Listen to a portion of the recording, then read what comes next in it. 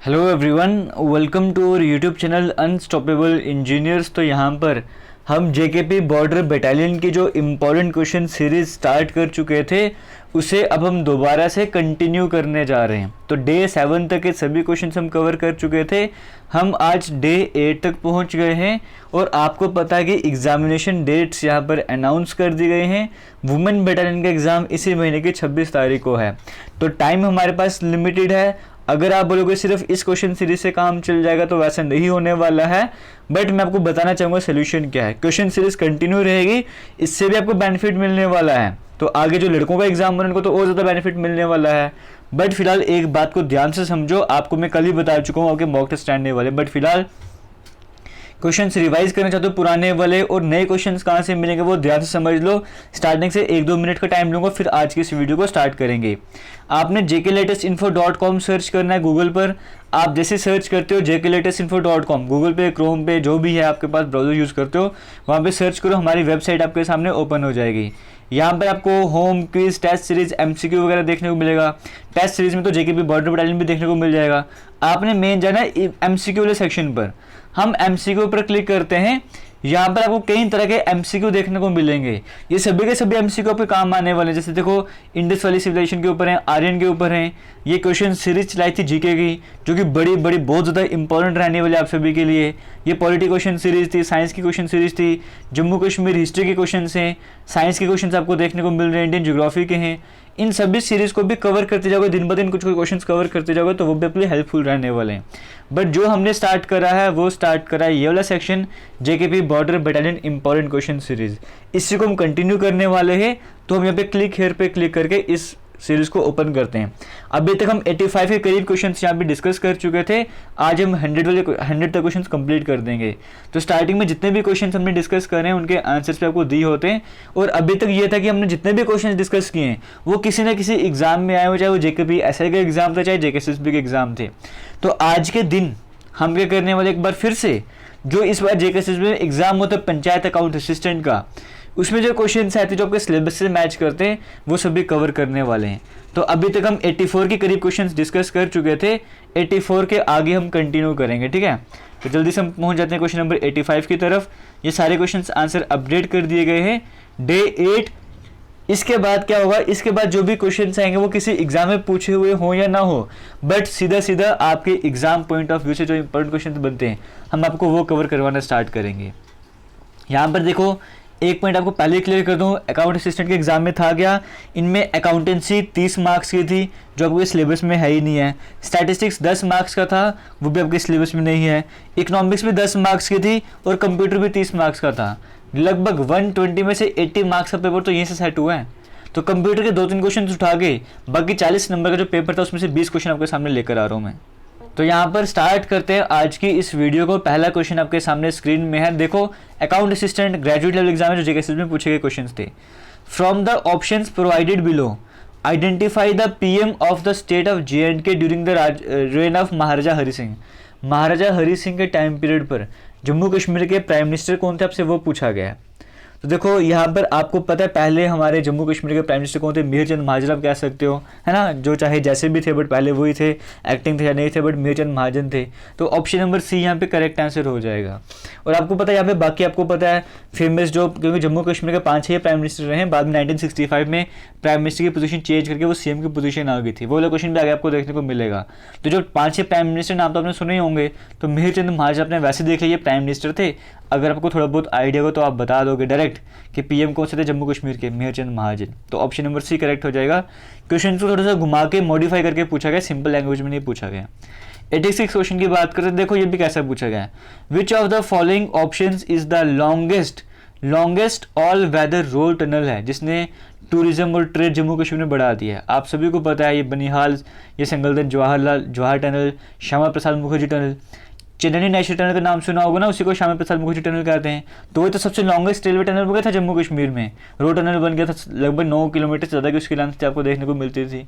तो वहीं से आपको समझ आता लॉन्गेस्ट ऑल वेदर लिखा हुआ था, तो आप बोले डॉक्टर श्यामा प्रसाद मुखर्जी टनल, तो बाकी टेंशन की जरूरत ही नहीं थी। ऑप्शन नंबर डी यहाँ पे करेक्ट आंसर हो जाएगा। आगे चलते क्वेश्चन नंबर 87 की बात करते हैं।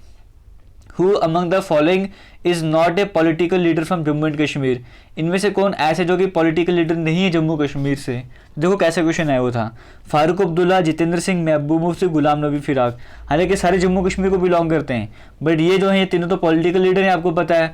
गुलाम नबी फिराक की बात करें, कश्मीरी राइटर है, पोइट हैं, तो ये पॉलिटिक्स से अलग हैं, तो इसलिए ऑप्शन नंबर डी यहाँ पे करेक्ट आंसर हो जाएगा, क्योंकि जम्मू कश्मीर के पॉलिटिकल लीडर्स में नहीं गिना जाते हैं।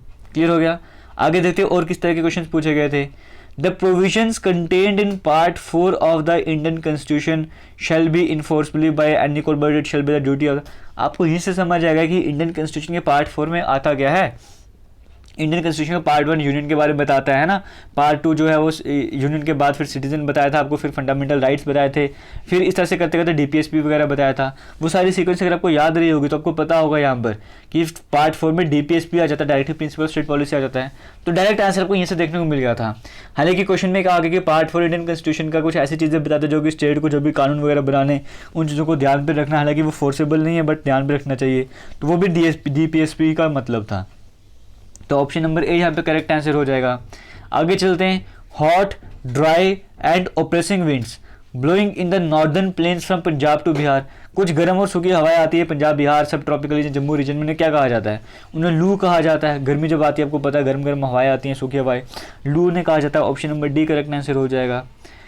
Identify the cricketer from the given list who represented India in one day international, एक ऐसे क्रिकेटर जो कि जिन्होंने इंडिया को वन ओडीआई मैचेस में रिप्रेजेंट करा, वो कौन थे। शुभम, हालांकि इसमें मैक्सिमम नाम शायद जम्मू कश्मीर को बिलोंग करते हैं, लेकिन जिसने वन डे में यानी कि ओडीआई में इंडिया को रिप्रेजेंट करा है वो कौन है, परवेज रसूल। एक वनडे खेलो, एक T20 खेलो इंटरनेशनल लेवल पे ना, तो परवेज रसूल यहाँ पे करेक्ट आंसर हो जाएगा। Who among the following personalities served as the last PM and first CM of Jammu Kashmir, आपको कुछ देर पहले आपको बताया था कि ऐसी पर्सनैलिटी ने 1965 में क्या करा था, 1965 में जो प्राइम मिनिस्टर की पोजीशन हटा दी थी और प्राइम मिनिस्टर की पोजीशन हटा के सीएम की पोजीशन वगैरह आ चुकी थी। ये सब कुछ मैं आपको पहले ही बता चुका था ना, तो वही आपसे पूछा गया कि लास्ट PM थे और पहले CM थे जम्मू कश्मीर के, वो कौन थे, वो थे गुलाम मोहम्मद सादिक। तो ऑप्शन नंबर सी यहाँ पे करेक्ट आंसर हो जाएगा। पहले मीर चंद महाजन बता दिया और लास्ट में गुलाम मोहम्मद सादिक आ गए, लास्ट PM थे और ये पहले CM भी बन गए थे। Who among the following political leader, इनमें से कौन से पॉलिटिकल लीडर ऐसे हैं जो कि सदर रियासत भी रह चुके हैं और पहले गवर्नर भी रह चुके हैं जम्मू कश्मीर के, doctor Karan Singh. Option number सी यहाँ पे करेक्ट आंसर हो जाएगा।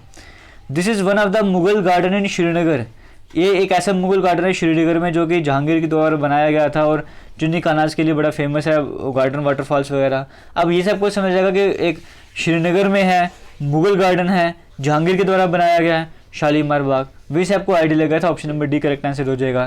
तो इतना डिटेल में जाने की जरूरत भी नहीं पड़नी थी आपको।